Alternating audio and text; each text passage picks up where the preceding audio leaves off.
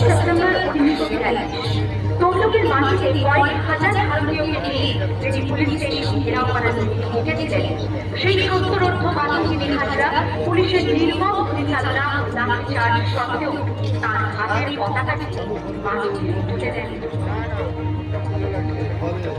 আর ঠিক তার পরের বছর 1943-এর 30শে ডিসেম্বর জাপান সরকারের অধীনে থাকা আন্দামান দ্বীপে হস্তান্তর করা হল ইন্ডিয়ান ন্যাশনাল আর্মি। পোর্ট ব্লেয়ারের মাঠে তিরঙ্গা পতাকা তুলে সুভাষ চন্দ্র। এটাই স্বাধীন ভারতের মাটিতে প্রথম তেরঙ্গা ঝান্ডা। আইএনএর commander in chief Subhash Chandra Bose হলেন ভারত যাকে স্বীকৃতি দিয়েছিল আগের ব্রিটিশ।